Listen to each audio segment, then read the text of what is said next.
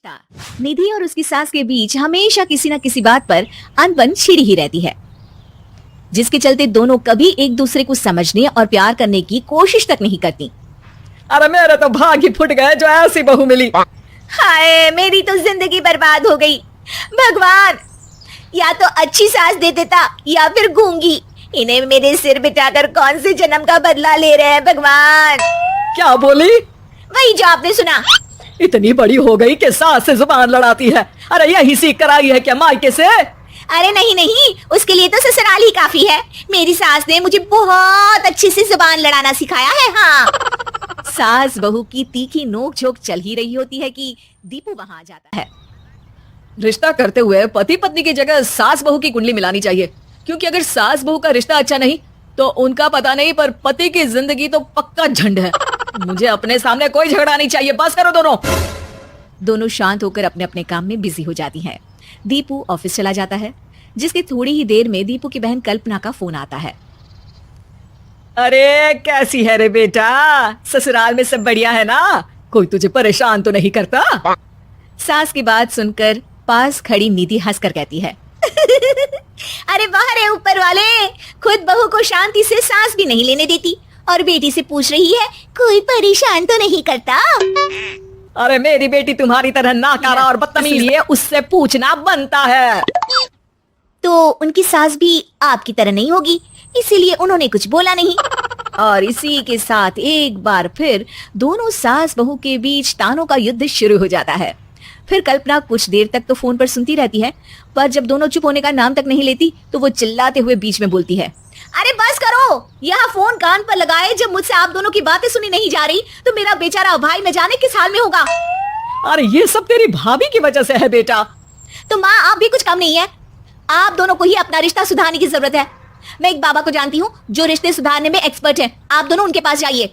ना जी ना, मैं ऐसे ढोंगी बाबा में नहीं मानती। देखा, कहा था ना। अरे ये तो हमारे घर में शांति चाहती ही नहीं है। भाभी, एक बार ट्राई करके तो देख लो। इस पर निधि मान जाती है और अगले ही दिन दीपू के ऑफिस जाने के बाद दोनों बाबा के पास पहुंच जाती हैं। सास बहू के बीच रिश्ता कुछ ज्यादा खास नहीं है। हर समय तू मैं चलती रहती है। हाँ जी हाँ, बिल्कुल सही। आप तो बहुत ज्ञानी है बाबा जी। तो पाई सुनो, बहू को साफ और सच्चे मन के साथ सास को 12 लाल और 12 हरी चूड़ियां भेंट करनी है। बात भेद अपने आप कम हो जाएंगे। बाबा का उपाय सुन अगले दिन निधि सास को चूड़ियां भेंट कर देती है, लेकिन इससे भी उन दोनों के बीच कुछ सही नहीं होता। अरे पक्का इसने ही किलस कर चूड़ियां दी होंगी, तभी कुछ नहीं हुआ। दोनों दोबारा बाबा के पास जाती हैं। कुछ नहीं होता। तो दूसरा उपाय सुनो। सुबह सूरज निकलने से पहले ही घर की सफाई कर सारा कूड़ा घर से बाहर कर ठंडे पानी से स्नान करना है। इससे दोनों के बीच रिश्ते अच्छे हो जाएंगे। अरे इतनी जल्दी मम्मी जी ही उठ सकती हैं? ये आपको ही करना पड़ेगा। मैं अकेली तो लड़ाइयाँ नहीं करती ना। बाबा का उपाय मानते हुए अगली सुबह से सास जल्दी उठ सूरज निकलने से पहले घर की सफाई कर ठंडे पानी से नहाने लगती है। ये सब कुछ दिन तक चलता है, जिससे अभी भी दोनों के रिश्ते तो नहीं सुधरते, पर सास की तबीयत खराब होने लगती है। अब लगता है आपने मन से काम नहीं किया होगा, तभी तो रिश्ता वैसा का वैसा पड़ा है और तबीयत खराब हो गई। अरे सही कहती थी तुम, कल मुहा ढोंगी बाबा। देर आए पर दुरुस्त आए। चलो आराम करो अब निधि बाकी काम छोड़ सास की सेवा करने लगती है। अपनी पत्नी और माँ में ऐसा बदलाव देख दीपू बिल्कुल हैरान रह जाता है। अरे कहीं बाबा ने कोई जादू टोना तो नहीं कर दिया? मेरी माँ और पत्नी इतना घुल मिलकर तो नहीं रहती। ओहो सरकज़म।